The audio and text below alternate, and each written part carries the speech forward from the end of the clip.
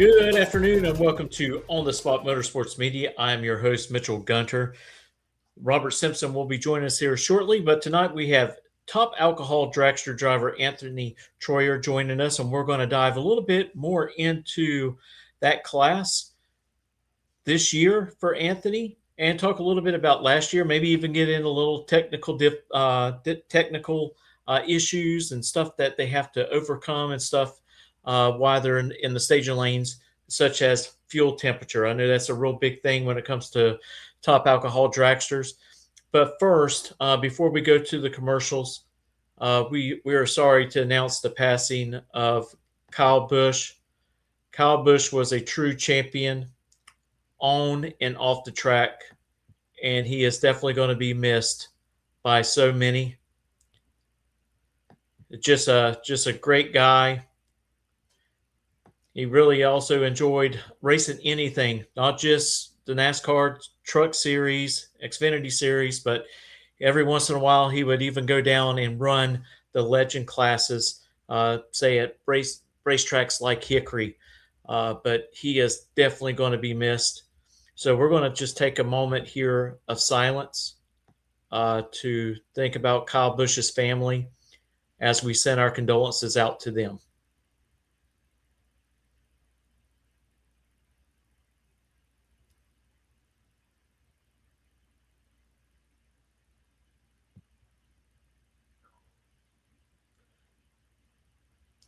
I'll tell you what, we're going to be right back after these messages. Reliability to drive thousands of miles. Confidence for those who fly high. Redline oil products give you the power to crush the competition. And a track record of being the best. Redline oil products. You push it to the limit, we'll protect it. Ready to take your engine to the next level? Scorpion Racing Products delivers precision-engineered, high-performance rocker arms that dominate the track. 100% CNC machined in the USA with aerospace-grade aluminum for unmatched strength and durability. Our rocker arms handle extreme conditions with multiple ratios available to fit your needs. Backed by our exclusive lifetime warranty. When performance matters, choose Scorpion Racing Products. Proven, reliable, unstoppable.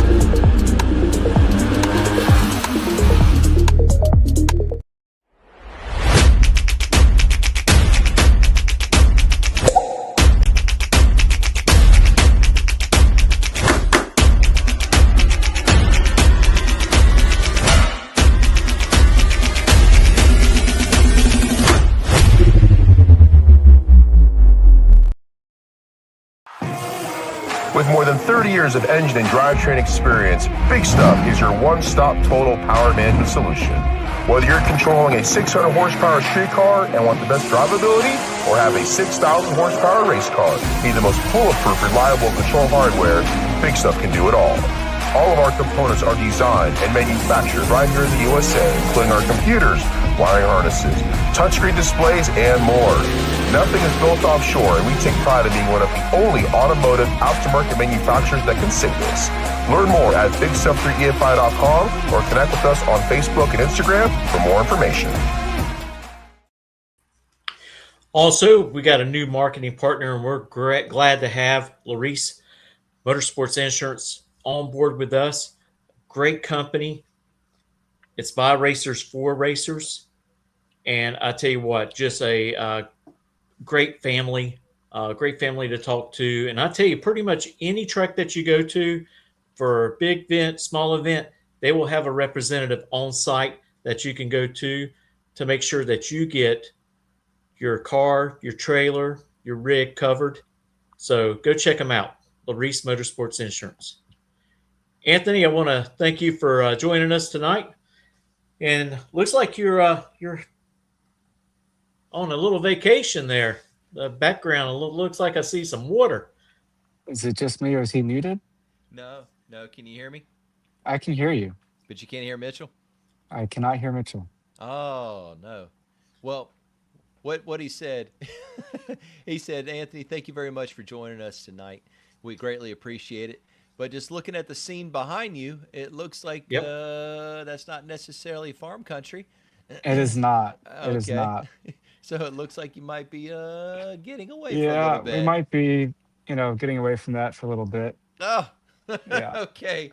Getting away for a little fish, Vacation. little Yes. vacation, a little fishing. Yeah. So, because you just came off a harvest season, did you not? Yeah. 2 weeks ago, we just finished harvest. Yeah, right before Chicago. Oh man, so that keeps you Yeah, busy. So, it does. ladies and gentlemen, if you're unaware, Anthony Troyer, uh, one of the uh, one of the powerhouses in alcohol racing, is also a farmer by trade. He and his family own Troyer Farms and produce potatoes. But they're in Florida, I believe Pennsylvania, and I believe don't Yeah. you have a third location? No, we don't have a third location, but we have a lot of land between the two farms. Between the two. Yeah, between the Okay. two farms. Yeah. So you're very very much a hands-on. I mean, you're Oh yeah. every time we talk to you or text you whatever like that, you're like I'm in the tractor. You know what I mean? Yeah. I'm in the field. I'm here. I'm there. So you're constantly very much hands-on. Oh, So 100%. we appreciate what you and the farmers do for all of us. Uh, Thank you. Yeah, no farmers, no food. Nope. can can Sorry, you Mitchell. you still can't hear him? No, is it me? No. Well, you can hear me. Can't hear Yeah. Mitchell. I can Uh, hear everybody. but he can hear Can, everybody. can you hear Mitchell? Yes. Yeah, he can hear you. So, okay. Okay. Mitchell, I don't know if you got any ideas what we can do with that. Anthony, can you go off and come right back on? We've had this problem before, and somehow it disconnects on that side. Anthony, can you drop out real quick and then come right Yep. back on? That might be able to reattach. Okay. All right. Okay, let's give it a try. Yep. Everyone, just hold on. Just having a little technical difficulties, Hey, and this happens when you do things live. Okay, it happens to everybody. We have receptions, cell phones, computers, everything drop out. But once again, everybody, want to appreciate everybody coming on tonight on the Spot Motorsports Media, episode 21 of the year. I tell you what, we've been very, very busy this year, and we have Anthony Troyer, racer of the Fentanyl Dragster, Top Alcohol Dragster, based out of here in Florida, and also a farmer by trade. So it's going to be interesting and good to talk to him to see how their season's going thus far and their future plans. But okay, all right, Anthony, can you hear me now? I can hear you now. Can you hear me? yeah. There we go. We're Can you, good. Perfect. can you All still hear right. me? Can you still hear me? Yes. All right. Yes, I can hear you, Robert. All We're right, good. two for two. I like it. There we go. I pumped you up really good in the little off take right there. You know what I mean? Perfect. Farmer, racer, dedicated family Yeah. man, all Yeah. all this stuff Appreciate like that. it. You know, but So would you being a farmer? That's pretty much, I kind of want to step back a little bit just in case people don't know who your sponsor is. Hmm. I hate saying sponsor, marketing partner. That sounds a There you whole lot go. better. It But does. it's Fendt tractors, and I Yeah. tell you what, it comes in hand. Would you being a farmer, y'all use their tractors on y'all's farm, We so do. it's all hands on, Yeah. and you're like a spokesperson for them. Oh, I am. I honestly, I'm the perfect. I mean, I would like to say it, but I really truly think, and everybody else thinks I'm the perfect spokesman. I mean, during harvest and in planting, and we start planting in October, like the first and second week of October, and so from October to about the middle of January, I'm in a tractor. I'm in a 724 Gen 7 with a Grimmy 860 Compacta planter. So, I mean, I'm in a Fendt tractor for 4 months of planting and almost 4 months of harvest. So, so But they you are yeah. air conditioned, right? Oh yeah, there's air conditioning. Oh yeah, they're fully loaded. They're nice tractors. I'm not gonna oh, lie. They're pretty much just set it and forget it. Just right, you're just riding along at that point. yeah, Well, I've done some farming So with my grandfather and stuff, and we had a whole farm all, and mhm. it didn't have no cab. You Yeah, just sit on that seat and you just baked my while you my chilled. father tells me all the time. It's like you don't understand how good you have it, and we're very lucky because we have a couple open cab tractors, but they're for mostly utility work. Nothing heavy. So right.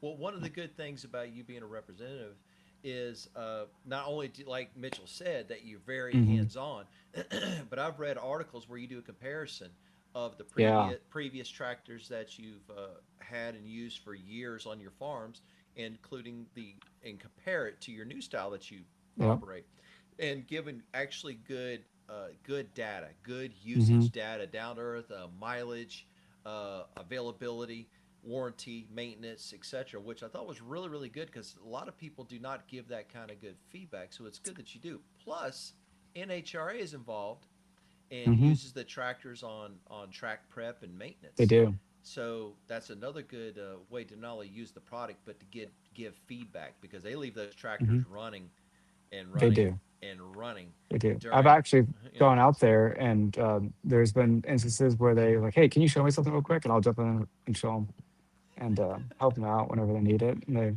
so I told them, I was like, when alcohol's around, if you need me, come get me. I'm not worried. And they're, pretty good friends with a lot of the safety safari people and the people that drive the tractors, and they know who I am, and they know they can count on me if they need some help. That's good to hear. Yep. But I tell you now, talk to us about your 2020. Now, first of all, we got to back up. Okay. Okay. And I know Mitchell feels the same way about this. The first time you came on, okay, Okay. was last year, beginning of last year. Hmm. Okay, Yep. and at the moment, I don't believe you had won a event at the No, I moment. hadn't. Okay, and Mm-mm. you just made the transition from factory stock or factory Yep. shootout, I should say, to the alcohol ranks. And since then, you have earned two national event wins. I earned So, two nationals. Yeah. yep. So we Yeah. wanted to tell you sincerely from us to you, congratulations.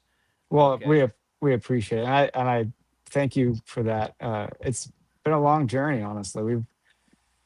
We've second national event. We end up with a win. I don't think a lot of people can say that jumping into a new class, and a lot of it obviously isn't me. It's the McPhillips, and it's the crew. It's the people surround them, and they've got a lot of good friends in the alcohol class, and everybody kind of jumps on board and helps each other out. And the McPhillips are definitely somebody you want to stick around.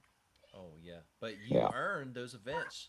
You and yeah, Mitchell and I both agree. You earned them because I mean, one of them was whole yeah. shotted.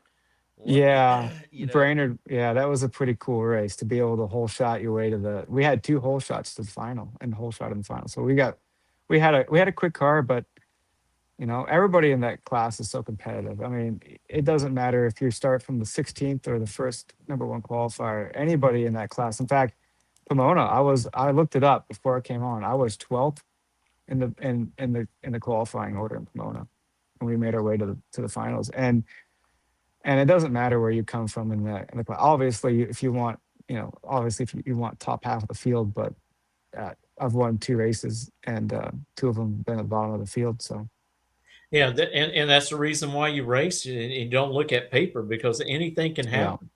The yeah, number one qualifier can go out just as easy as the number 16 qualifier.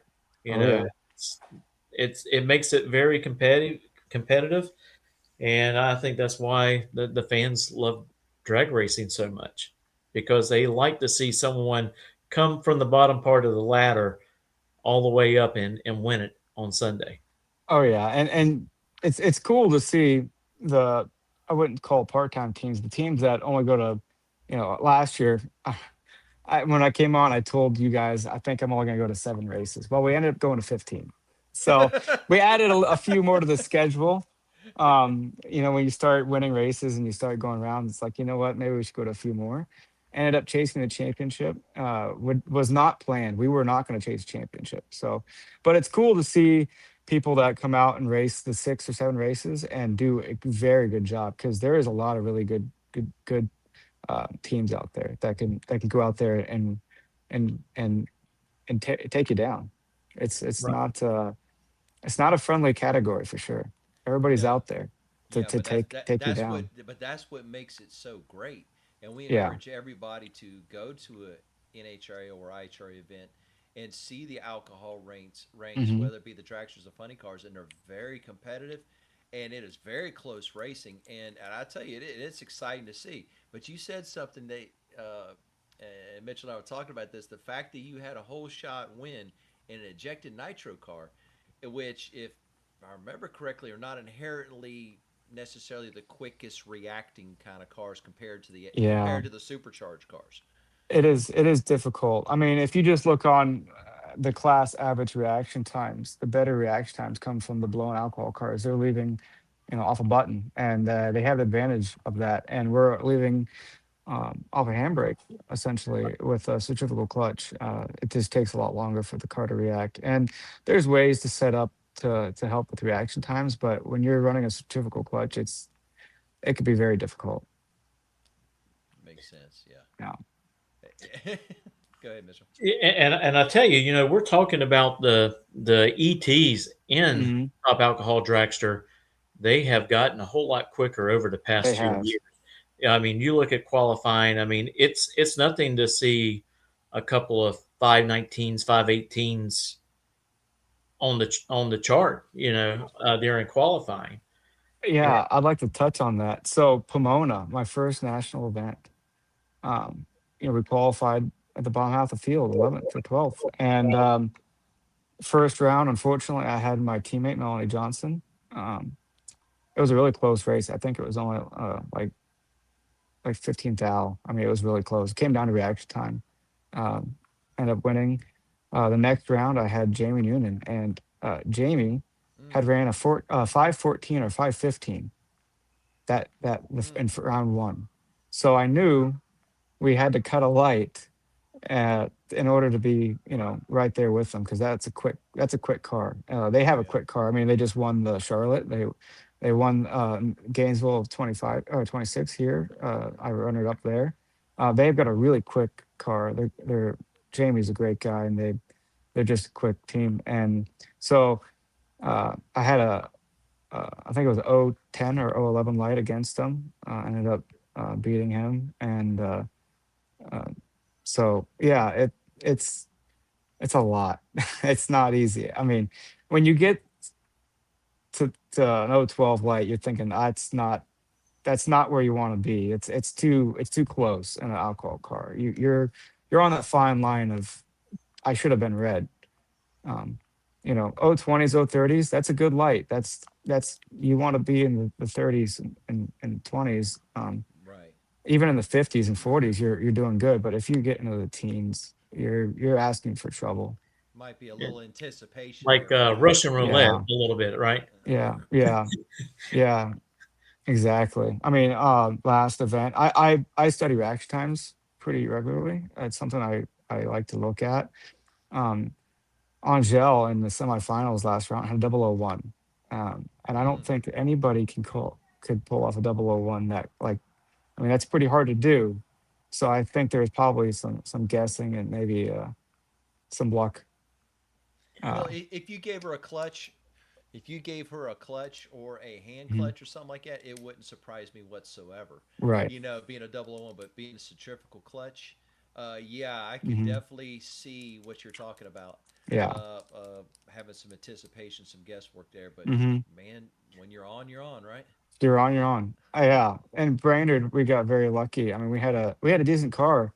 But whole shotting in the quarter, semi, and finals. I mean that it's a good feeling because you want it for the team at that point. I mean, my favorite part, and I know you guys haven't had me on since I won a race, but my favorite part isn't just the winning. Coming out the top end of the interview, holding the wall. That's a big deal. My actual favorite part isn't that. My favorite part is seeing the team at the starting line and how they pile up and they're fist pumping and screaming and yelling and crying and carrying on. And because all that hard work, everybody just came out and prevailed. But we had a great event, and everybody worked hard, and now we get to celebrate and go to the next race and try and do it again. Yeah, absolutely. Yeah. Yeah, And tell us a little bit. What do you do to get prepared uh, for the tree? Oh, I How practice does your regularly. preparation go Yeah. in to get ready for a race to Yeah. try to have those great reaction times? So if you ever come to the staging lanes and you are standing next to the car, you're gonna hear in the car me hitting the throttle. I'll just sit there and I might hit the throttle 100 times before I go up to this tree. I'll just sit there, hold the handbrake, throttle, let go of the handbrake, throttle, let go of the handbrake, throttle, let go of the handbrake, and I'm just exercising basically. And it's kind of weird. I'll look at somebody and I'll look at their feet. And when they go to make a step and they go to touch that foot down, that's when I'll let go. That's when I'll like, I'm trying to anticipate, right? I'm trying to just train my eyes to when do I go? I'm just using You're that. seeing something Yep. react and you're training. Okay. Exactly. Okay, I see So what you're I'm saying. practicing off of that, and I did it a lot last year, and that worked very well. I'm doing that this year. My lights haven't been the best this year, or I don't know. It's probably me, but yeah. So that's what I like to do to do that. And then I have a full tree at home that I practice with, and in fact, the midway for the fence, if the fence are at the midway, we have a trailer with a display, and it's got a practice tree, and I have Yep. set it up the exact same way I have it at home. So people can compete against each other for extra times, and it is a 4/10 pro tree. And the rollout is very close to what a alcohol dragster would be. Oh wow, So because I I did see, practiced that, yeah. I saw that in the staging lanes, but I didn't have a chance to Hmm. stop because there was people enjoying it. But Mitchell and Hmm. I both saw it and walked by. I was like, that's pretty cool. But Yeah, so when you practice at home, you practice on a pedal. I do not. Oh, you practice on a button. I practice on a button. Ah, Yeah, okay. I thought about doing the pedal. Um, I'm not sure. At that time, at that point, you're just training, you're just doing a mental exercise, right? I'm not exactly sure how much goes into the foot. I mean, obviously there's a delay with your foot than your hand. I think it's your hand's obviously quicker off a button. Right. But it's consistency that you're trying to achieve. Right. And I think that's the biggest thing. If you can get a consistent 60 light, it doesn't matter at that point. You can work off of it. If you have a consistent 60 light in an alcohol car, you're going to win a lot of races. You Right. will. That makes sense. That's a good Yeah. explanation there. Now, Hmm. tell us something because since you went from the shootout cars, okay, Hmm. obviously to the alcohol cars, okay, what obviously it's a totally different animal, so Oh, we get it, okay, yeah. but how was your learning curve?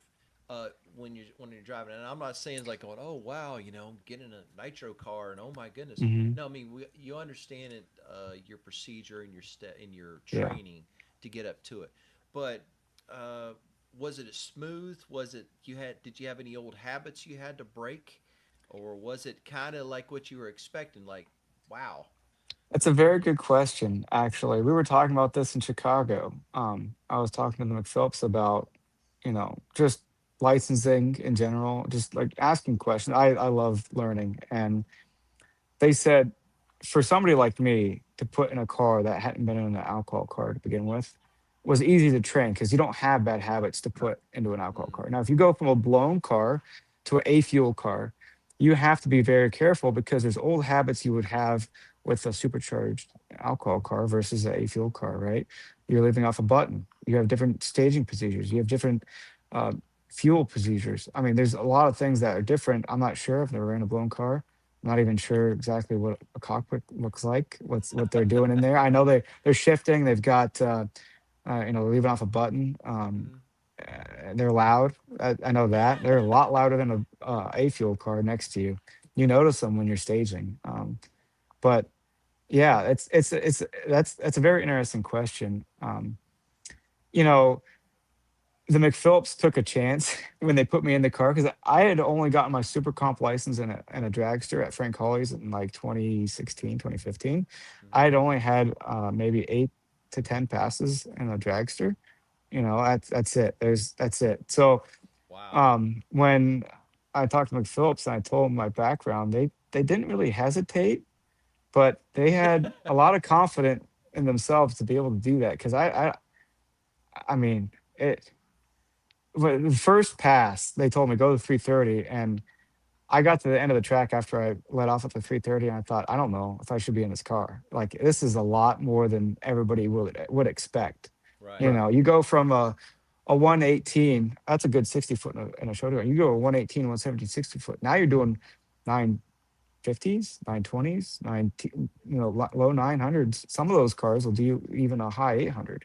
Those Hmm. blown alcohol cars. So I mean, that's a lot. That's a lot different for a hit. off the line. And so, after the 330, you do the 660 and 1,000. And after the 660, I was like, can I just take it to the stripe? Because I just want to keep going. The adrenaline is like, I love this. This is good. And it's smooth. It's a lot smoother than a door car. The long wheelbase, you would think, it's rough. There's no shocks. You're just riding on some tubing. It's a lot smoother. As long as you don't shake, it feels pretty good. When you start shaking and pedaling it hurts. It's the real deal. It hurts. I imagine it does. It probably know what a paint shaker looks or The- feels like just from that alone. Yeah, there's definitely a reason why you wear mouth guards.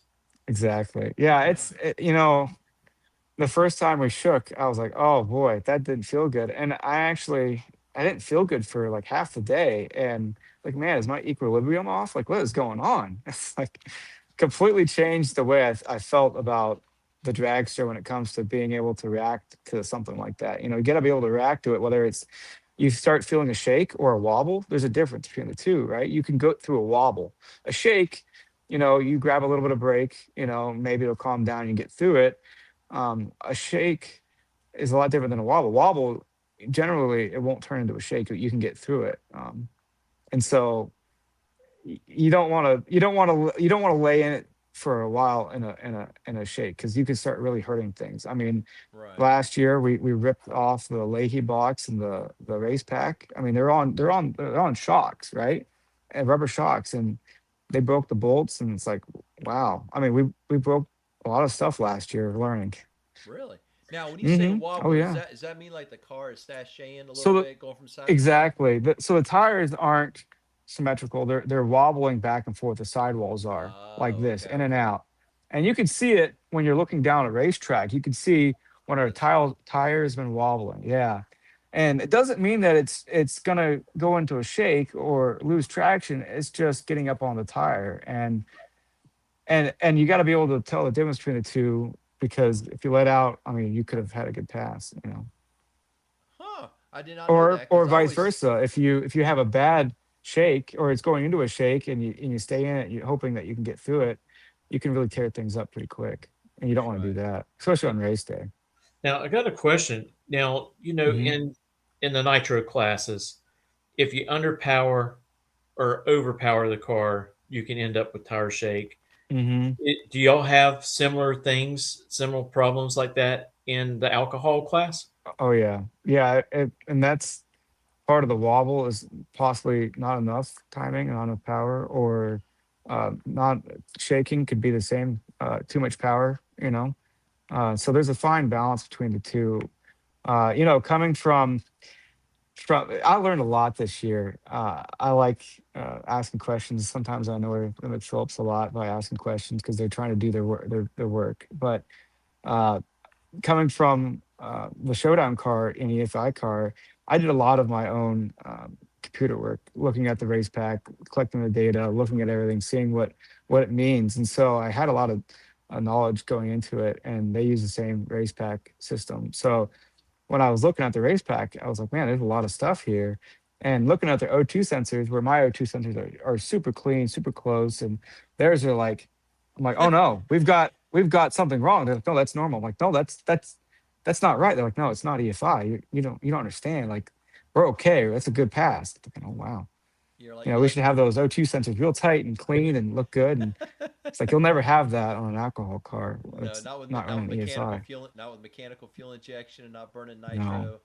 You Hmm. got so many animals going on. It is insane. Think if you could ever create a large enough injector, electric fuel Mhm. injection to fuel anything with nitro. Could you imagine how large them things would be? I couldn't even imagine. It'd be the size of pistons. Uh, and then not only that, the how much quicker the cars would end up going. Right. Yeah, that would be I don't even disgusting. know. It would be Yeah, it would be a problem. It'd have to be a lot of regulations and parity. Now, just Yeah. talk a little bit about the rules with the fuel. Now, I want to bring up Okay. this picture right here. Mm-hmm. And of course, that you see the umbrella sitting in front of the car. No, they're not actually trying to keep the sun off the tires, but they're Mm-hmm. actually are trying to keep it off the tank to maintain that correct temperature of it getting too hot. So can you talk to us a little bit about the importance of having that fuel at the right temperature? Yeah, so if you keep that picture up, underneath the umbrella, you can see there's a moving blanket, right? And there's a bungee cord strapped around it. Underneath the moving blanket is actually a thermal blanket underneath that. And then there's a tank obviously in the front of the car, and that's also wrapped in a bunch of thermal wrapping as well. But what we're achieving is the thermal blanket, the moving blanket is keeping the heat off of what a lot of people don't realize, the blacktop surface, because that creates a lot of heat. It's probably 120-degree blacktop surface. It's the same, or if not hotter than the racetrack. And then the fuel itself, we have chilling regulation, so we can chill down to 50 degrees Fahrenheit. And so what we'll do is we'll chill to like 49 and a half. We'll wrap everything. And the time you sit in the staging lanes and get up to where they do the fuel temp check, it's 52, 53. Depends on the time of day and the weather. So the reason they do that is the fuel will burn a lot more efficient, right? Right. And the cooler you have the fuel, the better it'll burn. And so, I mean, at one point they didn't really have a regulation. They could chill it as cool as you want, and they were going a lot quicker. But now they use that as a power adjustment for the alcohol A fuel cars. Right. Does it? And Yeah. I know, like, I want to say 2 years ago, I think Angel, Yep. hmm they got Yep. disqualified because Last year. it was Yeah. it was last year. Okay. Yep. It was too cold. Hmm. That's right. It And was in and Gainesville. And they and had just so put that car together. And for what I was told, I'm not sure if this is the right story, but that's a fuel chassis. That's a fuel car, top fuel chassis. And they didn't have the right hookups to chill it correctly. And they just got it colder than what it should have been. I don't think it was too crazy cold, but it was just unfortunate. After that, they were fine. yeah. Right. Well, I called heck on social media, and I was just posting the facts, hmm that got disqualified because of fuel temp. And I don't think there really was too much hollering at me. I think a lot of them just didn't understand the rule, you know, Right. of the temperature. And they were like, well, Right. why hmm in the world are they disqualifying her? And why are you posting this? And It would be with it's just anybody. supposed to let people know what was going hmm on. And, and it doesn't just happen to Angel, but it happens to a lot of other It drivers that are does. in the staging lanes because you're trying to chill it down to make sure that it's going to be up to the right temperature when you're in the staging lanes to go out there. And every once in a while, you might be off a couple degrees and Yeah. it's going to catch you and you're going to get disqualified. It's Yep. just Yeah. part of the game. And And if it's too hot, well, your car's not going to run efficient enough, and you're going to lose. But I'm glad Yeah. that you explained what they were going through. Yeah. A lot of people still didn't know, the reason why. I don't think nobody had bad intentions. It was just agreed. unfortunate event. Agreed. That's all it was. It was Right. just And timing. yeah, Yeah. it was unfortunate. They put the car together pretty quick and they went out there and it just wasn't ready basically for them to take out. You see, because And I tell you what, Angel, she is absolute Oh, sweetheart, she's awesome.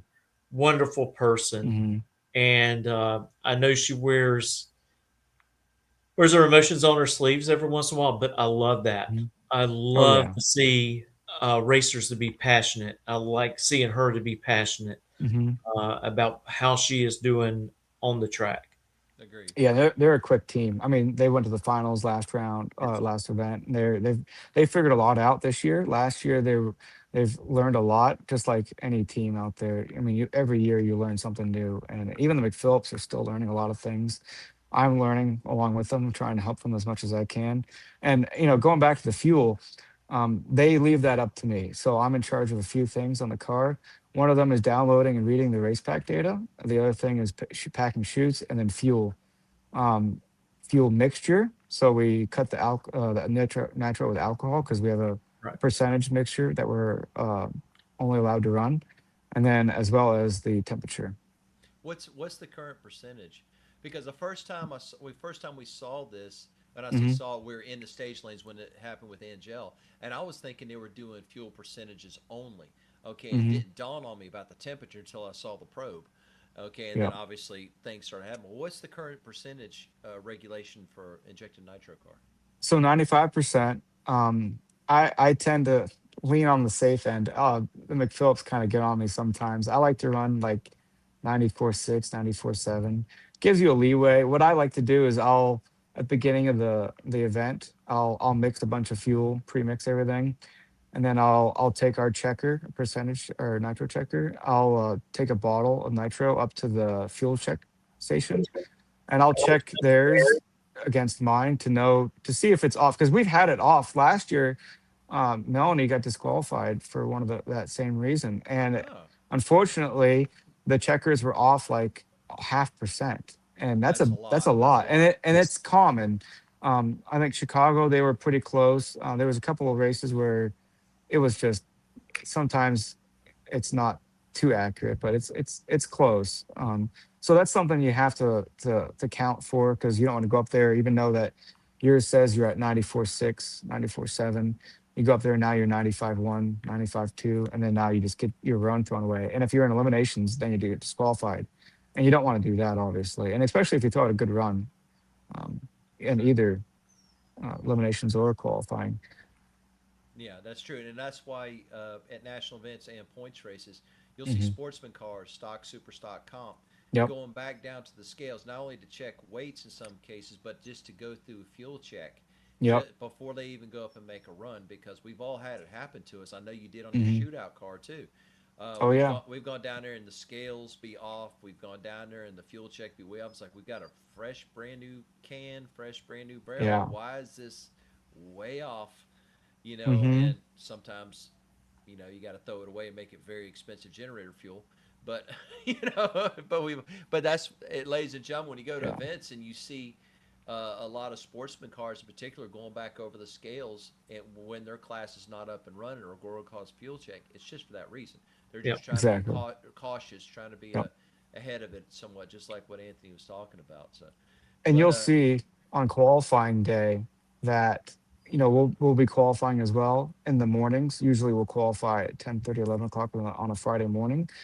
And at that time, none of the pros are running, but the pros are going up. Like Pro Stock's very well known for this. They'll go up and check the weight 2 or 3 times right, before they even start qualifying, and they're just dialing in their weight, getting everything perfect, moving weight around. So, and then same way with us, we're going through and moving weight around and checking weight. And weight is a very interesting thing. So last year, when I first started running the car, we weighed and it was heavy. And at the time, I weighed 220 pounds, 230 pounds, and Miss Phillips said, that maybe you should lose a few pounds, to put it lightly, is what they I said. say he's putting And it nice, wasn't he? yeah, exactly. And so, but the second national event we win, he goes, I guess it's okay. They kind of just shoved it to the wayside. It's like, I guess we could work with the weight.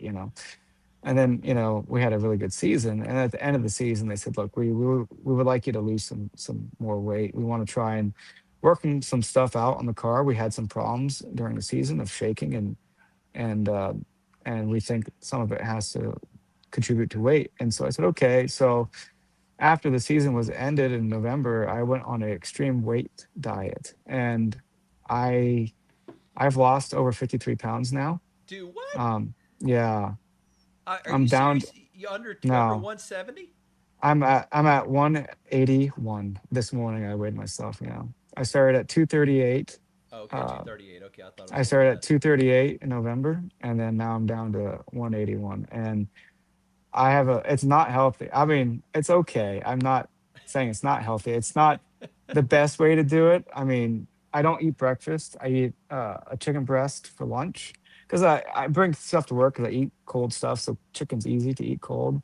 So Right. I'll eat a chicken breast, and then for dinner I'll eat the same thing: a chicken breast, some corn, and some green And, beans, and and a that's it. potato and a potato in there somewhere, right? Sometimes I'll substitute the corn for potatoes. Yeah. Every once in a while, like every twice a week, I'll substitute something for potatoes, because I love potatoes. I Can't get was away from I potatoes. was getting ready to Right. say that's a full Yeah, circle right there. it And, is. and yeah, I tell you, but that's great. That's great. Mm, Congratulations to Well, you, I because tell you yeah. what, I need to lose some weight. I might even try that diet. You, nobody's gonna like you for the first 2 months, because I tell you what, nobody You're was like, "Don't talk grouchy. to Tony," because he's gonna be really mad at everybody. You're Oh, gonna be hangry. grouchy, and You're gonna be hangry. everybody's like, "Here comes Tony. Hopefully, we don't get fired today." It's like, well, that's not gonna happen. But I'm gonna be very mad. Oh Well, man, I'll just have some like some peanuts or almonds or Hmm. something like that to try to fill in a little bit Yeah. of the gap. well, Yeah, like I said, during race day, I really don't eat much. I'll eat a granola bar. I love Diet Dr. Pepper, so I'll have a couple of Diet Dr. Peppers for some caffeine, and then that's about it for the week, for the race week. I'll eat a dinner, obviously, right, but when it comes to during the day, I really don't eat much. I'm the same way. When I'm Yeah. racing, I eat light. same here. I Hmm. had a couple of professional racers tell me, "Hey, don't eat a hamburger and French fries. It Don't will do it. kill you on your reaction time."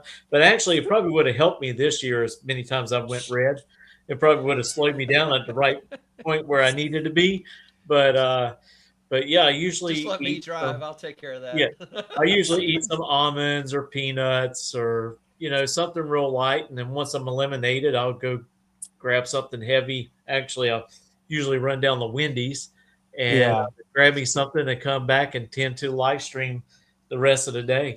And So someone another asked, quick, go ahead. go- so another quick story about eating light. So last year in Brainerd, especially, it was first round was really bad for me.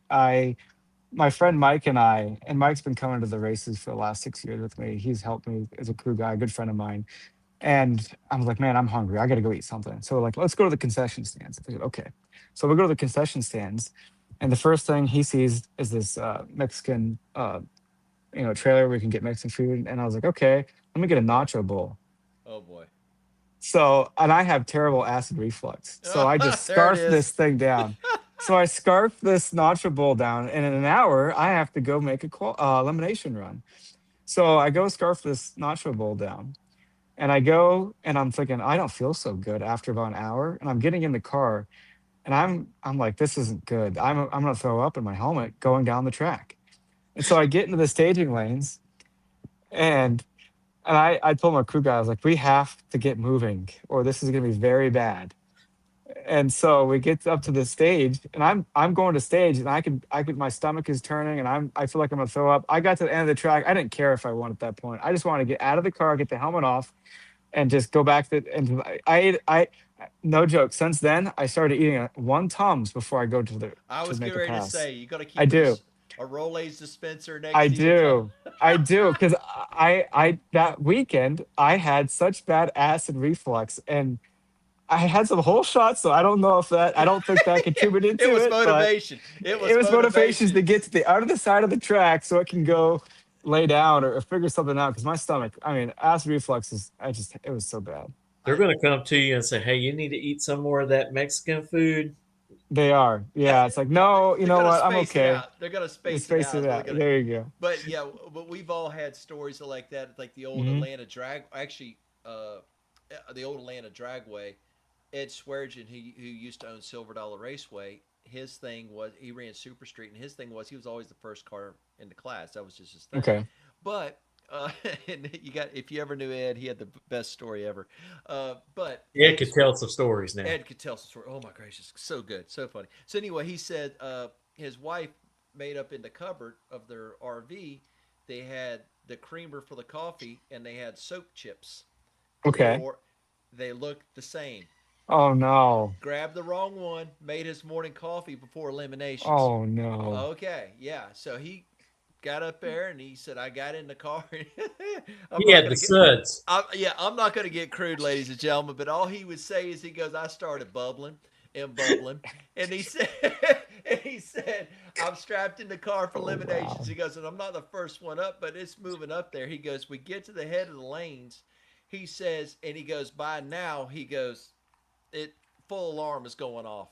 You know, Oof. something's got to happen. And he goes, and right then they had a breakage on the track. And he goes, "We're fired up. We're moving forward. We stop. Don't even pull in the water." And they cut us off. He goes, "I looked over and there was a porta potty Oh on the no. starting line." Jump out. He said, "I came out of that car, clothes, helmet, everything, running across the track." I love it. I love it. That's He said great. I did not care, and he said I felt better, obviously. And he Right. said when I came out, he goes, people were cheering for me. The starting line crew was cheering for me. He goes, the boom for the Oh cameras no. were It turning around, was following me. He said it's like I won a parade. And he goes, I'm waving, going back to the car, we're good. Two and thumbs up, we're good. exactly, exactly. And I Oh know no. everybody was just rolling. And That and is and he great. and he said that's why whenever I built Reynolds, there was always Porta something on the potty. starting line for anybody.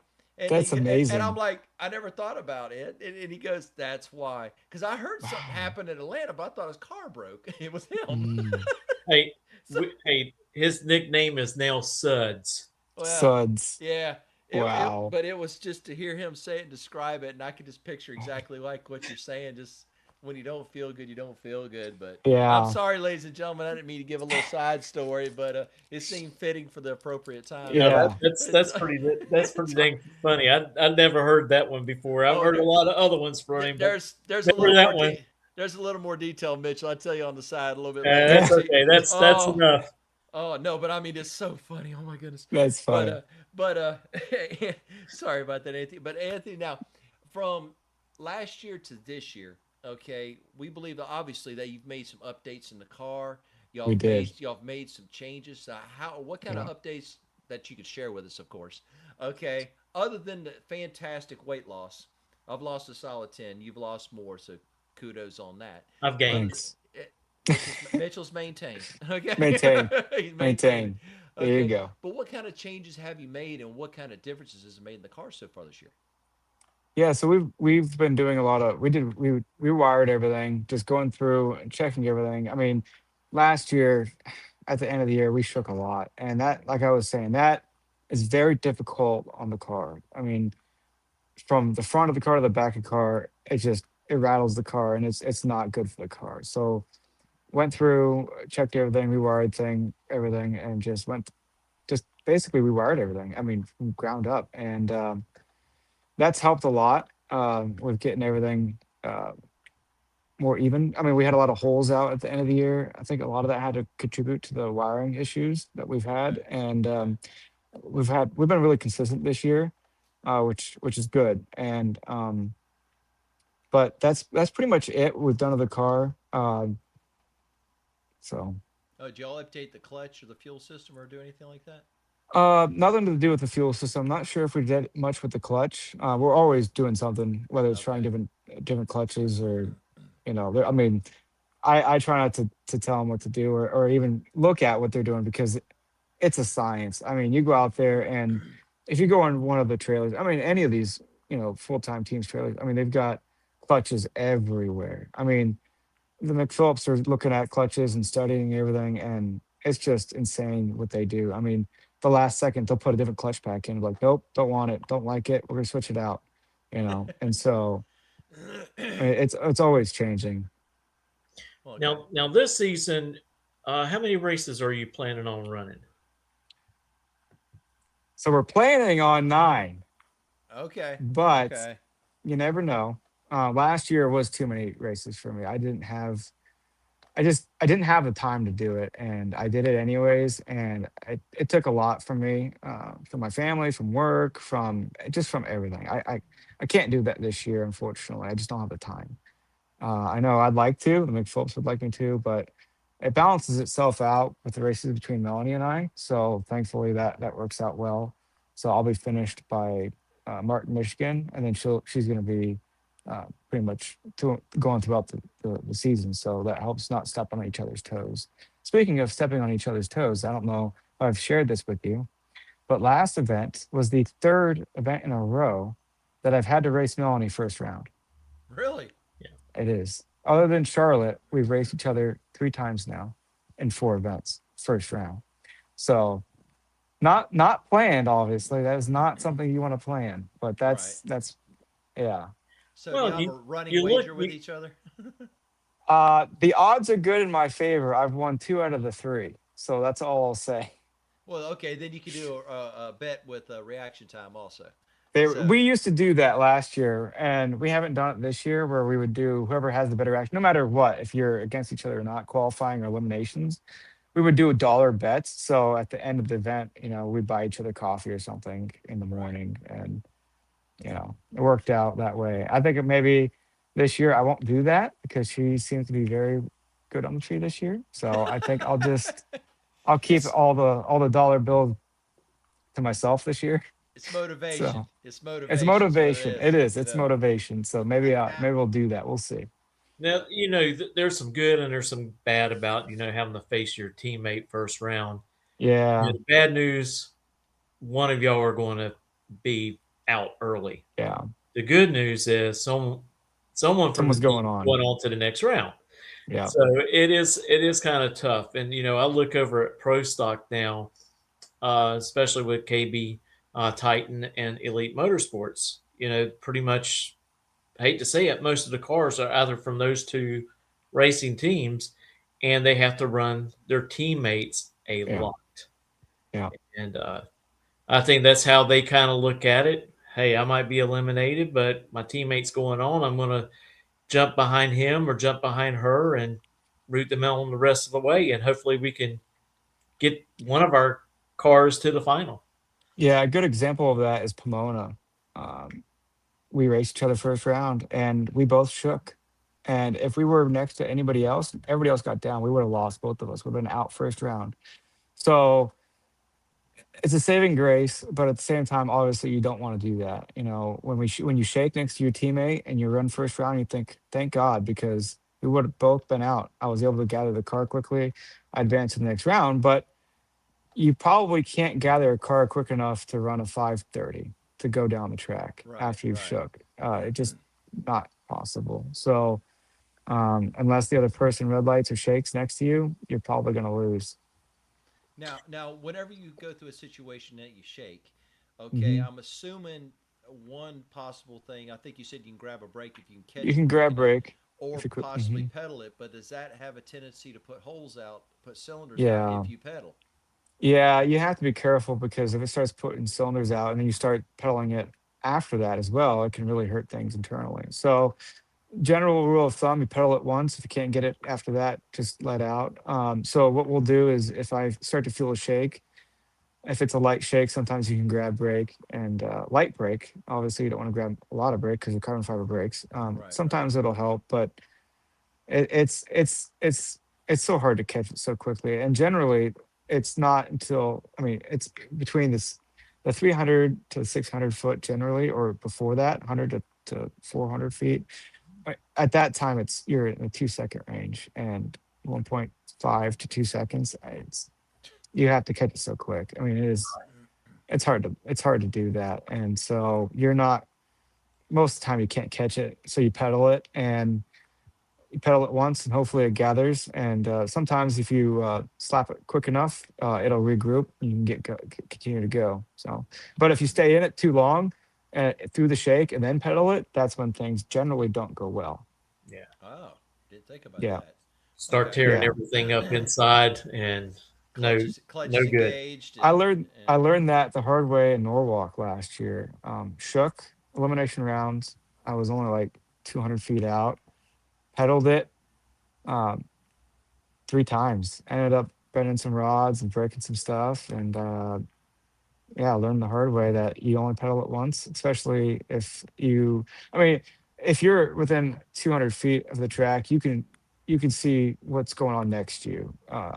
If you start shaking, if the person next to you. So like in Pomona, I saw uh, Melanie get out. She shook at like the 400 foot mark. I shook at about the 200 foot mark. So she was out farther before me. So I could see that she shook after I pedaled it, and I just went right by her, and I knew she wouldn't be able to regroup quick enough. right. Um, so you can give a really good inclination of whether you get back in it or not. Obviously, if the guy's 600 feet in front of you and you shake at 300, you're not gonna pedal it. Right. There's nothing to gain. You're just hurting Exactly. things at that point. Yeah, you're not going to Well, run that's around. good information for Yeah. fans to hear that are sitting up in the stands and they were like, why Why ain't didn't they he pedal pedal the it? cars like the tough fuel cars? Yeah. Well, That's the reason why is don't want to tear up yeah. stuff. Well, another good example is Pomona Finals last year. Terrible event. I mean, very unfortunate. We qualified and we went to go run an elimination round. And unfortunately, I had a stuck injector and a pill. And it was down nozzle and it just poured fuel out of one of the cylinders after my burnout. Actually, what happened was we found out what it was is on the fuel tank, we have the thermal wrapping and it's gold. And where the gas cap is, the fuel tank cap, the thermal wrapping was starting to flake, and one of the gold flakes ended up getting into the Oh, tank, and it traveled through the tank, through the lines, through the pump, and into the nozzle, and stuck it open, and ended up raw fuel at that point was just coming out of the cylinder, and after the burnout, and so when I went to go back up, I saw the fuel. I knew I wasn't getting down the track. And you think to yourself, are they going to shut me off? What's going to happen? And they didn't shut me down, but I knew it wasn't going to go. It was just so much fuel pouring out. So I hit the throttle and I didn't move 20, 30 feet. And I went back and I rewatched everything. And I heard the announcer say, "Why didn't you pedal it?" Well, you can't pedal an alcohol car at 20, 30 feet, let alone, 40, 60 feet. Even at 100 feet, it's difficult. Uh, you got fuel underneath your tire, a lot of variables, not as much VHT, the compound, the track compound at that right, point. right. Rubber's not there as much. It's just, and then you got a cylinder. I knew a cylinder wasn't firing it down Right. nozzle. And so you try pedaling it now you're just gonna hurt parts. It's just You see, and that's something else a lot of people don't realize on most of the alcohol cars is they don't go up in smoke, not necessarily. generally not. Generally not. I mean, you have to literally be paying attention, and you can see the back tires. You can see them get angry, or you can see the Hmm. body panels on down the body flex, and to give a indication from the side that they're shaking. Yep. Okay, if you're way up in the stands, like 800 foot, 1,000 foot down, you can't necessarily see the shake up close. You just see cars slow down, and that's it. You don't know what happened until you hear the Yeah. announcer stuff. So so there's some, but when you're down closer, you could definitely see it. And Oh yeah. boy, I tell you what, more and more I've been following alcohol, especially injected. Hmm. It has been more and more impressive. Them are some angry son of a guns, It's and not easy to control it. I mean, you could tire tracks tell a lot of a big story about what's happening down track. There's a lot happening. We have cameras all over the car that we're collecting data from, but camera can only do so much. So you're looking at the tire tracks. I mean, like I said, and pro stock, you could see it too. You could see where the two tire tracks were, and you could tell what's happening, whether it's a wobble or a shake. You could tell the difference by just looking at the tire tracks, and it makes you wonder, what happened. The car. So, for example, if the car in front of me might not be a team car, might be a team car. You're looking at those tire tracks. Well, why did they shake? Well, maybe they had too much power in it. Maybe not enough power. Maybe it's bald spots in the track. So you want to move over, 3, 4 inches. When you see a car shake in front of you, 60, 80 feet out, um, our crew will go out there and check the track, say, yep, there's bald spots 40 feet out. Let's move over 6 inches. right. So you're always looking at things like that on the track to see what you can do to limit that. A lot of it has to do with track. A lot of it has to do with just the way the car is tuned. Yeah, it makes You, sense. you know, you was talking about the fuel injector being stuck open and pouring Yeah. fuel. I've been on the side of the wall with that happening, and I got a nice little shower. Yeah, it's not pretty. It's not No, nice. No. it's not. It is Yeah. not. And I You mean, walk around smelling like fuel all day. the Yeah. burning goes away, right? The burning goes away after about 10 minutes, but after Right. that, you just smell Oh, bad for the rest oh, of I've the had day. to get to my eyes.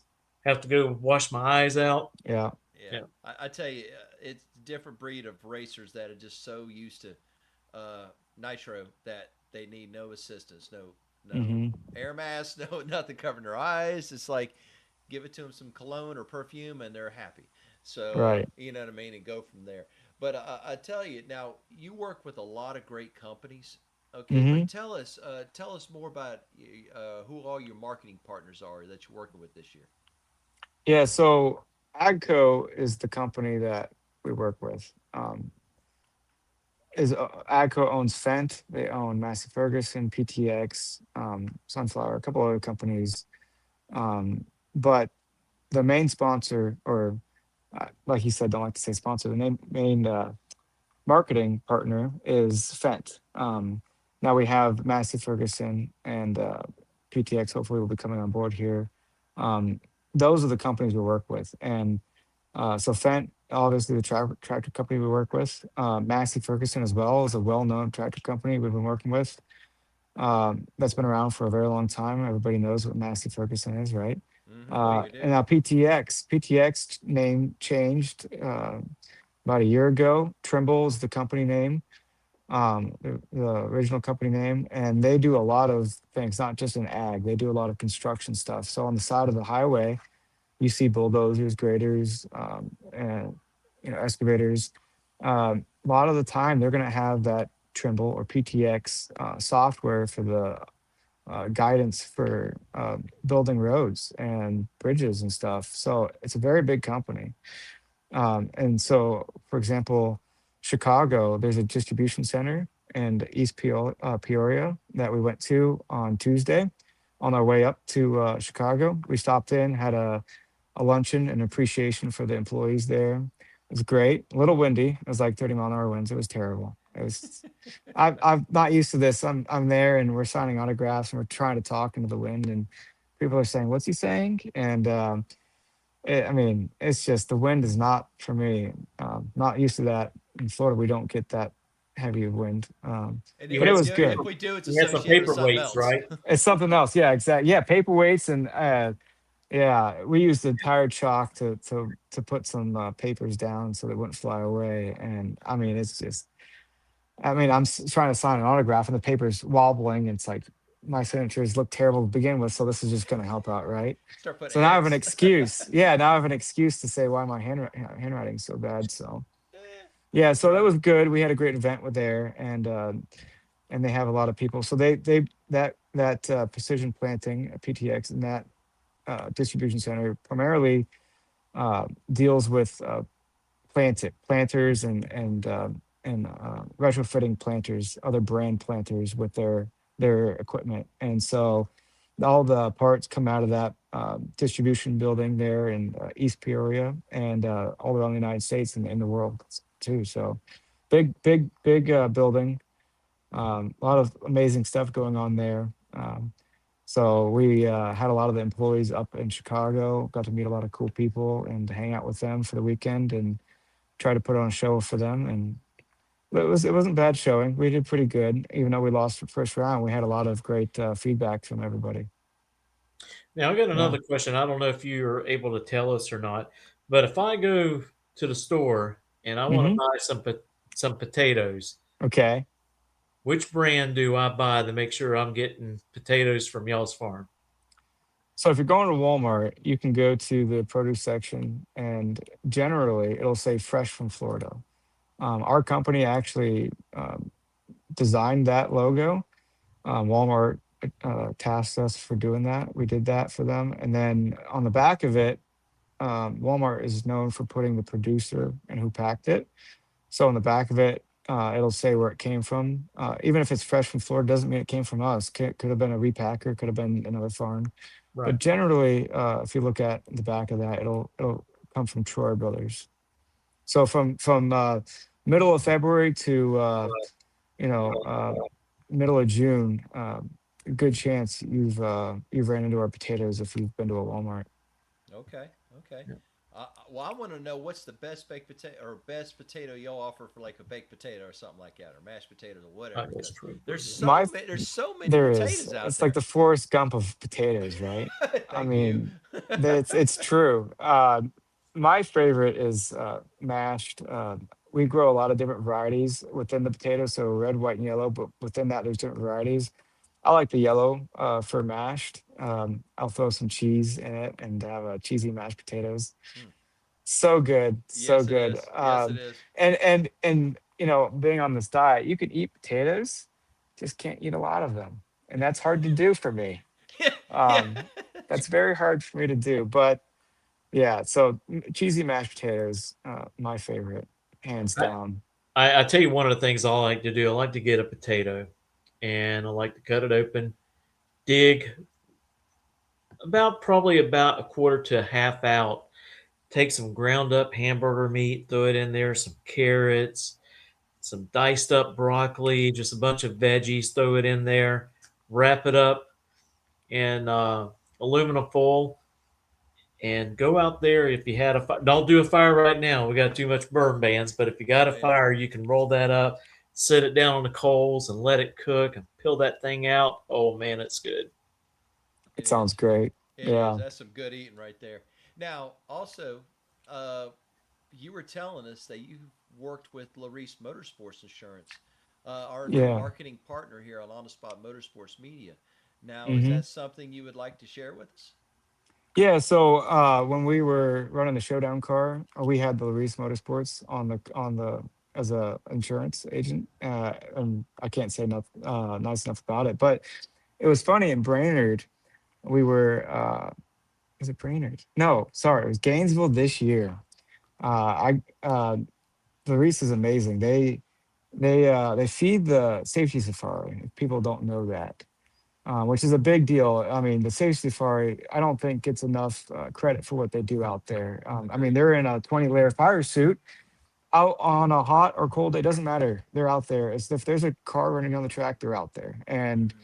could be 40 degrees, could be 90 degrees, could be 100 degrees, doesn't matter the weather, they're out there. So uh, they they they need a lot more credit than what they get. So Larice goes and feeds them.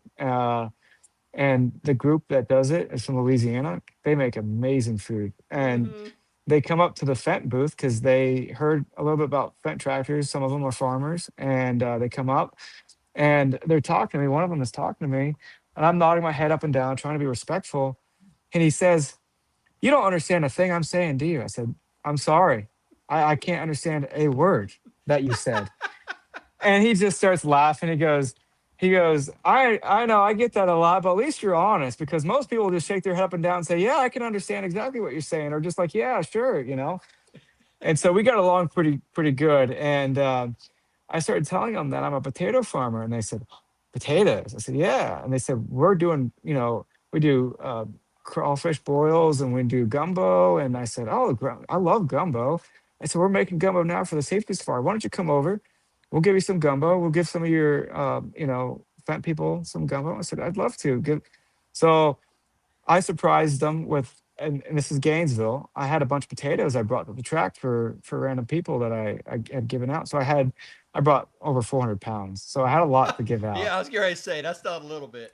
Gee So whiz. I had some left over to give, and I gave them a lot of potatoes, and they were so happy. And in return, I got some food, and we had a great time. Great group of guys, and like I said, Louis Motorsports, to do that for the safety safari and the firefighters and everybody, it's a big deal, because people don't realize what they go through throughout the week, and they're not there just on Friday through Sunday. They're there Thursday, Wednesday. I mean, if you go to Indy, they're racing like Tuesday, Wednesday, and they're there. Yes. They're there for 5, 6 days, and some of those races are double points race back to back, and they're there. So Yeah, that's true. they're Now, there for a while. now was that at the Larice campsite? Was the That was at cookout? the race campsite. Okay, so you talked to Holden and the family, and Exactly. Day Day and Yep. all and the whole group. Yes. Yes, and you're right. You're right. That is some of the best. Not only the best cooking, but some of the friendliest people Yes. that you They can really meet. are. And they run in You're Top right. Dragster, correct? Yeah. You know Top Dragster? Top Dragster, Super Comp, Yep, anything with super comp. rails. Yep. Anything with rails, they pretty much are involved with it. Now they got some Yeah. other door cars and stuff they mess with, but pretty much Top Dragster and Super Comp primarily. Yeah, Uh, but really good people. They yeah, are. very They're very good great people, people. good company. Now tell everybody, how can everybody follow you on social media, and how can everybody get a hold of you to get more involved with your team? So I post on TikTok and Instagram more than I do on Facebook. Honestly, I post a lot of TikTok videos of farming in general, just a lot of farming videos, some racing stuff, but I stick to the farming because that's just I'm out. I don't get the time to make videos and stuff at the racetrack. I'm busy. Right. I'm on a tractor, so I can just pop up on my phone and start taking videos and pictures. So I take a lot of videos and pictures of farming, and so it's just Southwest Florida Farmer. So SWFL_farmer for Instagram and TikTok. And on that, they can go through. In the bio, I have links to YouTube and to the Fent website. You can go check out Fent and see what they have to offer, and all the other companies that go along with it. Massey Ferguson, PTX, and Sunflower and stuff like that. Excellent. Yeah, definitely Yeah, go out and check out your marketing partners. And I tell you what, if you're looking for a tractor, there's not a better tractor to buy right now yeah. than a They Fendt. offer a lot of good incentives, especially right now. They offer a lot of really good incentives as well as the Gold Star program. So you buy a Yes. tractor, you get 3,000 3-year warranty. So what is that service warranty? So what does that mean? You don't have to touch a thing when it comes to PM service. So oil filter, fuel filter, changing the oil. That people don't realize how expensive that gets, especially when you add a multi tractor deal into that. It adds up very quickly. You can Right. spend, if you have over 20 tractors, you can spend easily 50 to 100,000 a year just in servicing. Right. Right. And I tell you what, man, I wish we had something like that when I was a young man and young teenager Hmm. jumping on my grandfather's tractor. Oh 'Cause I yeah, tell you, boy, it was hot. That's why We they got. we That's uh why they we had were in you out this there. You were the maintenance program. we that's were it. That's it. my grandfather he grew sugar queen corn. Okay. Yep. So, yep. It's good So So, stuff. that's I what love we did. corn. oh man, y'all Yeah. got me hungry. I'm gonna have to go find something to eat a little bit There later. you I tell you go. what, And but I was all ears. oh man, Yeah. oh gee, how long you been hanging on to that one, Mitchell? Gee whiz, man. Since he Oh, started the stream, I think. yeah, you already say he's been one going. Please get me in there. Please get me in. Okay. I like it though. Yeah. I like What? all ears. Anthony, what's the next race that you're planning on running in? Next weekend. So we'll be at Maryland. It's the first time, and this is another thing. Martin, Michigan, and Maryland. It's the first time the McPhillips have been to those tracks. So, Really? yep. So it'll be the first time Fuel's been there. Will be there. So there's a lot for everybody to learn. So it'll be very interesting to get the data there and to figure out how to get cars to go down the track. And I think you'll see a lot of teams uh, strive in certain aspects of it. The McPhillips are really good at driving on a hot surface. And I think the weekend is going to be fairly hot. So I'm looking forward to it. Well, I know this week has been hot up there. I It want to has say I been. think Washington D.C. has hit 100 degrees Yeah. twice so far this week, and my wife is like, because my wife and my son they're going up, and we're going to go look at some stuff on Friday, and Yep. then I'll be at the track Saturday and Sunday, and we're staying late Monday. Hmm. And she's like, if it's like that, I'm not staying out there very long. Oh yeah, she's gonna be at No. the hotel. It's like, Yeah. Yeah, that weather really wears out on you when you're racing from Thursday to Sunday. I mean, it's not easy when you get into upper 90s. It's difficult. I mean, you Right. oh wear a 20-layer suit, then you take it off and you go and you're working on the car and you throw it back on, and it's a lot. I tell you what, Anthony, since I'm going to be up there next weekend, Yep. uh, if you need me to do some videos for you, Yeah, just holler at me and I'll do I'd it. love that. If I'm out there on the wall and stuff, we'll have to get Yeah, permission from NHRA we could figure it out. let me take videos because that's a big. no It is doubt. a I mean, big it's Yeah. thing, around but the we phone, could we could. I'm sure we could figure it out. yeah. Okay. So Okay. Yeah, we'd be absolutely. Now he's going up. I'm not gonna be able to make this particular event, but yeah, absolutely. We at OTS would do our best to try to do anything we can to help. Well, I appreciate that. That means a lot because I don't, like I said, we don't ever. I don't have time to do that, unfortunately. And it seems like we're always working on something, or if I'm not, like for example, Maryland, there'll be no midway for Fent, so I'll have a little bit more time. Chicago, I Mm, was at the midway, and we had a midway for Fent, so I was there. I was running the practice tree. I was talking to customers and hosting employees, and it was a lot. And a then lot of going to work. the pits and It's a lot of work. Sometimes I think it's more than work than farming at times. Yeah, yeah, you're right. You know, You're right. my brother makes fun of me all the time. He goes, "Oh, you're going on vacation." It's like, well, I'd love for you to tag along because I could use your help. Has he gone racing with you much the past couple So I years? have two older brothers. My oldest brother is 47. He's president and CEO of the company. He hasn't gone to a race. He's more of a corporate setting, you know, Right. get things done, don't have time to do silly things like that, which is fine. I respect it. He keeps the company going while I'm out having fun. Right. But Okay. but at the same time, so on a business scale, I'm in charge of all the planting and harvesting.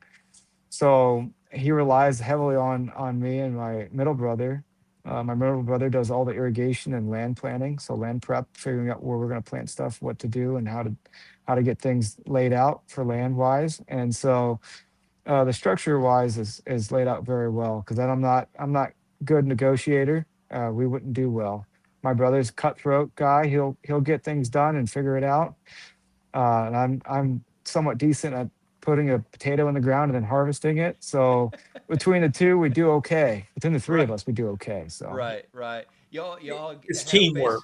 Yeah. it's teamwork. I couldn't do it without them, and I'm sure they rely on me heavily to do Right. my job as well. Everybody Well, sticks to their job. Yeah. Yeah. before we let you go, I want to remind everyone: you go to Walmart, you Look know, up trailers in the back of the look bag. on the back of the bag, Yeah. and yep, Yep. And remember Troyer, too. and grab those potatoes and support this young man right here. And I'll tell you what, I love to see where the future of the sport will take you next. Who knows? There's some good opportunities out there. Absolutely. Absolutely. So we encourage everybody to support Anthony, his family with American produced potatoes to Yep. go and enjoy them. And also, we encourage everybody to go and check out their marketing partners, Fenton and the other parent companies that they're involved with. Follow McPhillip Racing as they go through this year. Yes, and everybody can always remember Anthony's nickname because Catered. you'll see it on the car Yep. when he come around with the shootout Camaro, had a nice big fent on the side of it and Big. had big letters said taters on it. Yep. And Oh, I was Exactly. Yep. And I we just almost forgot the mascot. yes. Oh, we got to talk about Steve. Yes. Tell So, us about this. Tell us about Steve. okay.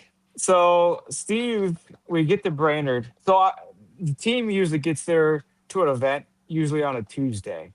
They set up, they get things ready, and they get ready for Thursday and Friday. Well, they get there Tuesday and they park and they start setting up, and all of a sudden this rooster starts hanging around the pits, and nobody thought of it. I mean we're parked in the grass in the back of the uh, pits in the middle of nowhere. I mean the Brainerd's huge, right? So there's a lot of parking there, and so we just thought, well, this is a random rooster that showed up, and Thursday comes, the thing is still around. And we're like, wow, this is crazy. And it's stuck in our pit. At night, it would roost up in the rafters of the canopy, actually. And then during the day, it'd come down, and actually we have pictures of it. I don't know if you have one, but it would sit on the tire of Melanie and I's car.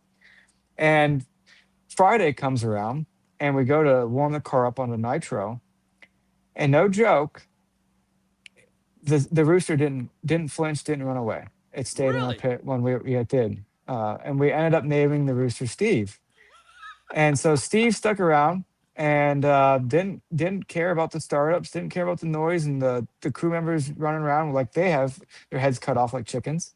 And so Steve stuck around, and on Saturday for elimination, Saturday evening, we went and uh, to go to eliminations first round, and Steve uh, stayed on the tire before we went to go to the pits, to the staging lanes, and we said, well, this has got to be good luck because there's no way this thing is just hanging out for no reason.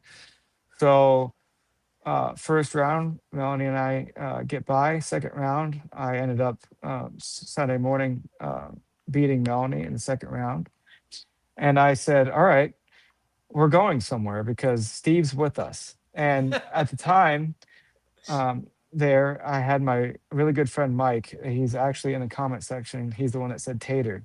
Okay. And he told me if we win, he'll get a tattoo of Steve.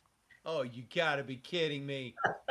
You gotta be So kidding me. Mike, did you he's really do got a that? tattoo. He did that. So Mike has been with Oh me for my 6 years, seven goodness. years now. So when I first started racing, Mike was along for the ride with me and helped me as a crew guy. So Mike now doesn't work on the alcohol car, so he just hangs out with me and helps me with whatever I need.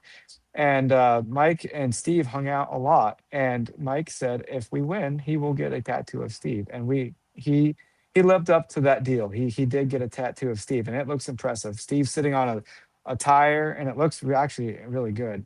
So it's actually Steve. It's actually Steve on a tire, or is it It's just actually a Steve. rooster? It's a rooster. It's Steve on Right. it's well, they took a picture of Steve and they duplicated of what Steve looked like on a tire, That's and what I'm it getting looks at. really good. Yeah. And so we ended up winning. And we everybody said if we win, we're gonna take Steve in the winner's circle. Well, Steve wasn't going to go in the winner's circle. He wasn't going to allow that. Ended up chasing around for like 10 minutes. Didn't work out. Please say you Stuck have a around video though. of that. Tell me you had a video There of is that. video of it somewhere. I'll have to share it with you. You could post it on your Facebook and figure That it. would I be mean, so Melanie's got, funny. yeah. So we chased Steve around. The crew did. Melanie and Nash and a couple other people ended up chasing Steve around and wasn't able to get him to for the winner's circle. But uh, Richie and Pops, Rich Senior, said this thing is good luck. We're taking him on the road with us. And so they were going to go buy a cage for Steve and take him on the road with us. Well, what happened was they were going to test Monday and Tuesday of that following weekend. And so they stuck around. Steve was still there. Monday comes around, it starts to rain. Well, what had happened was how Steve got there was there was somebody that worked at the track that was local that had chickens and roosters. And they were free range, and Steve ended up getting in the back of the pickup of this employee's vehicle and rode all the way to the track. I'm not sure how far he rode, but he went to the track. And when they slowed down, Steve jumped out and they didn't notice it. And Steve jumped out in that area. So, and he stuck around in that area where he jumped out where we were because we were next to an entrance and just happened to be perfect. And so for that whole weekend, Steve hung out.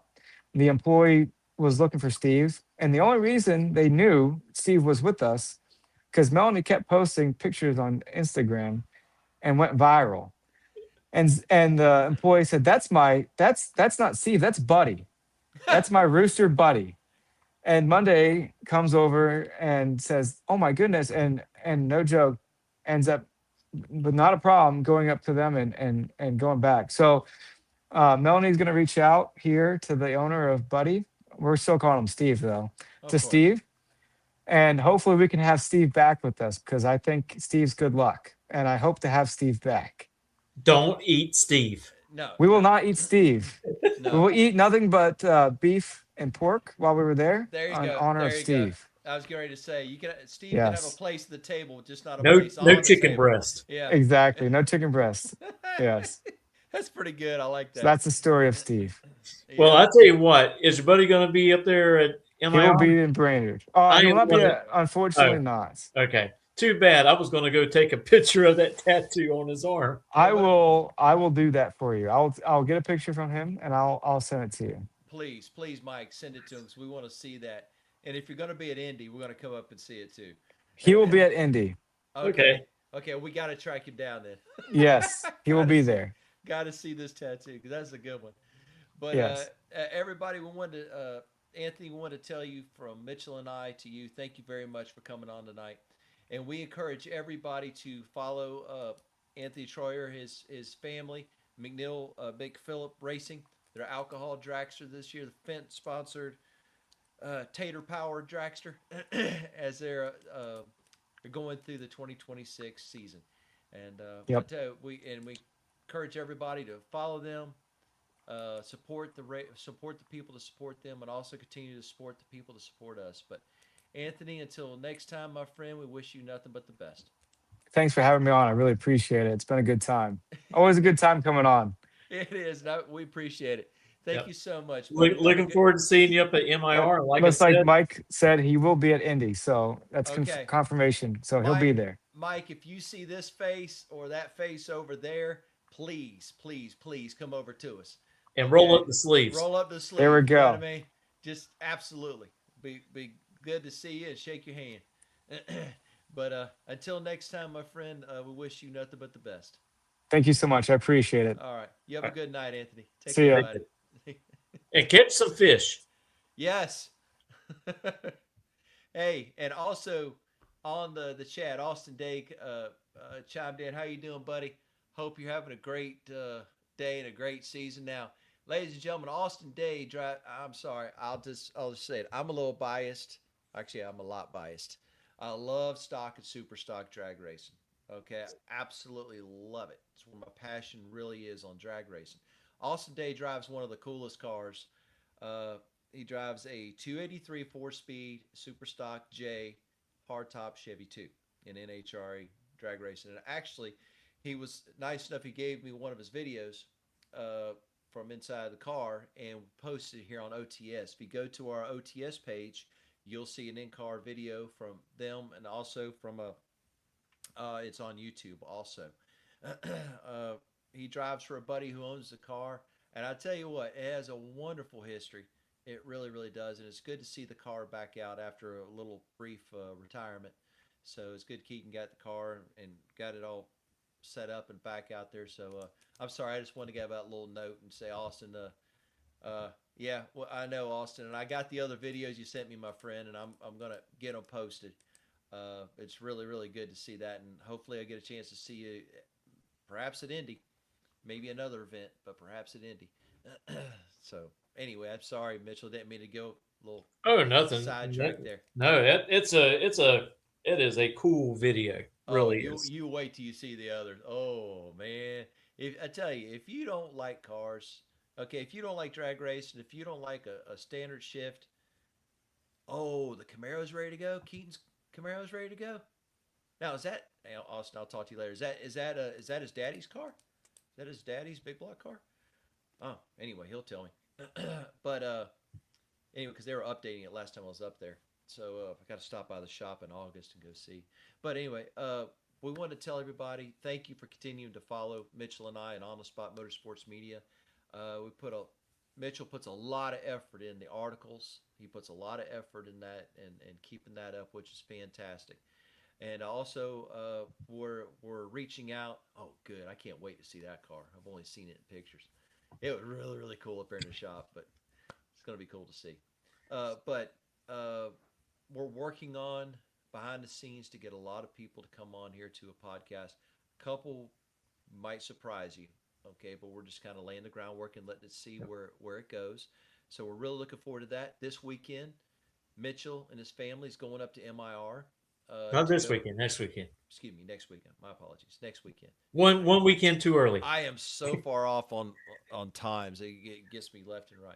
So he's going to go up to MIR to be able to follow the race there.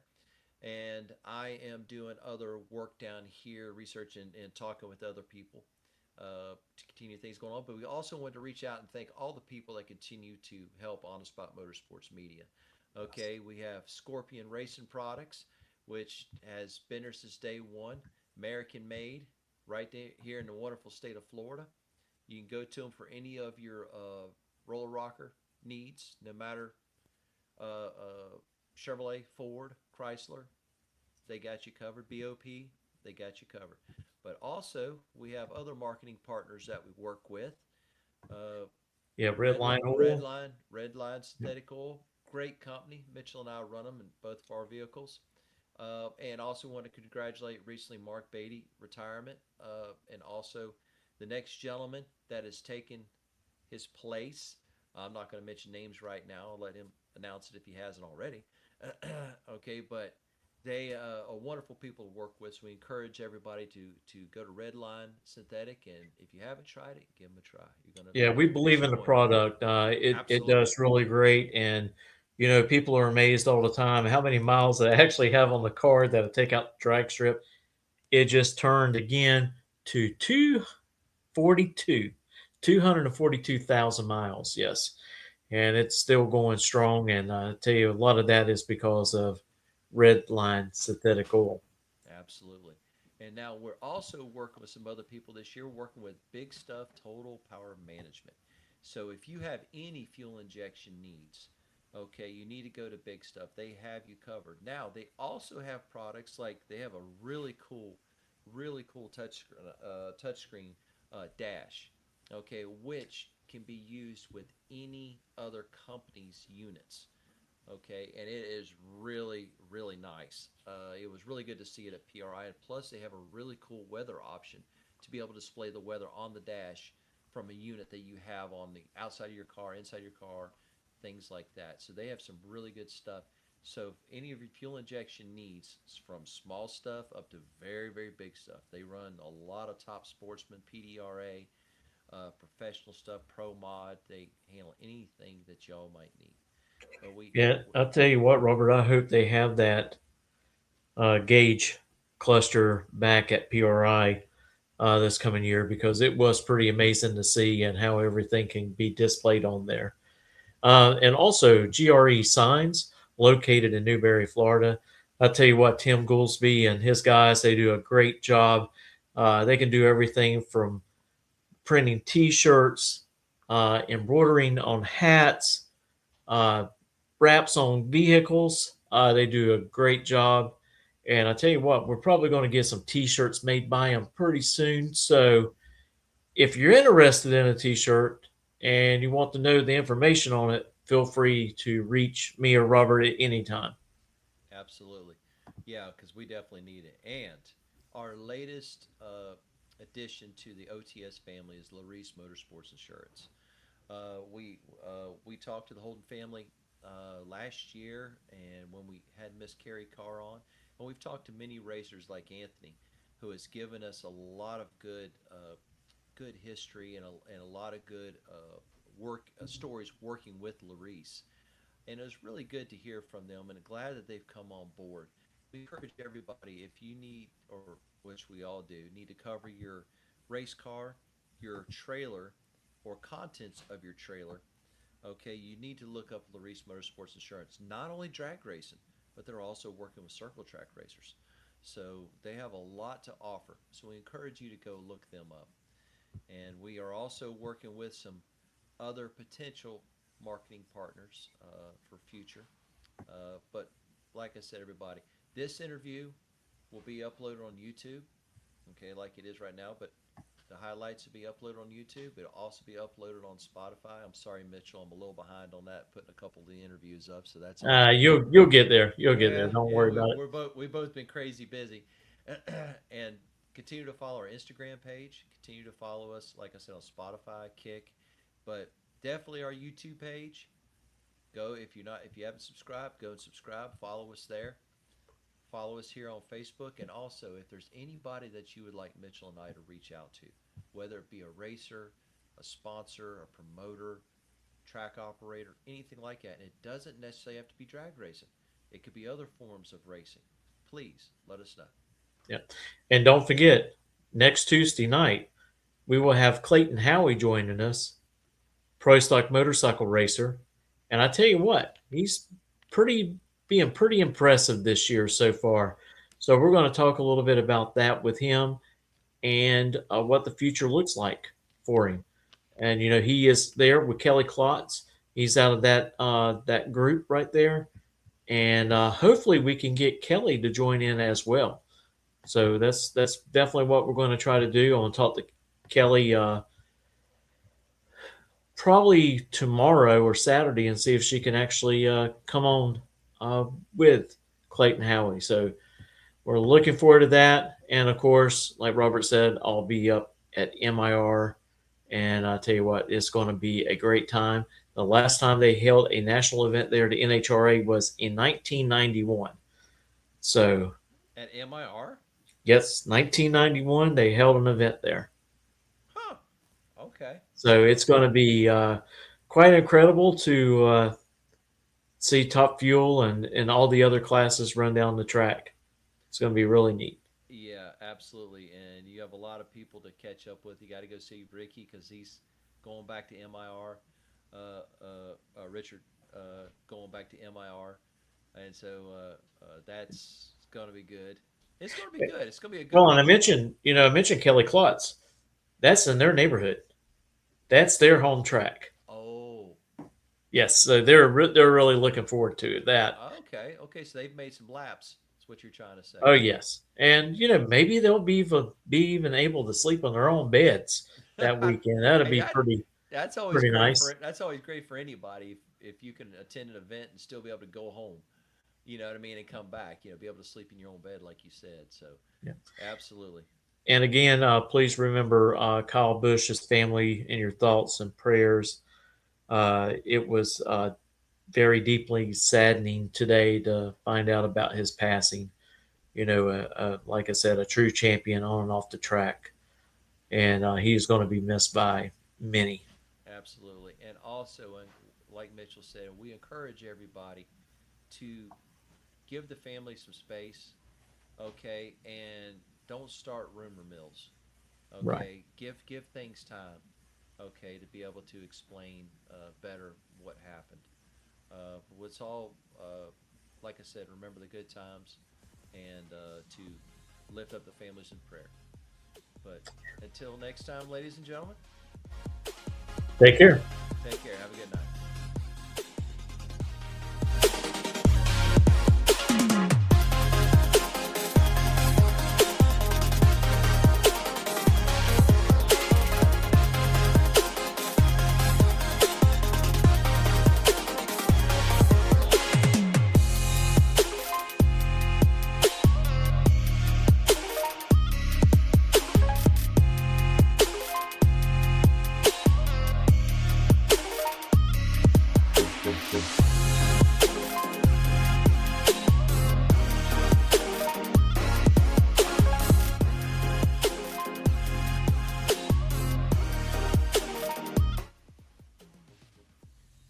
Dude, did he really win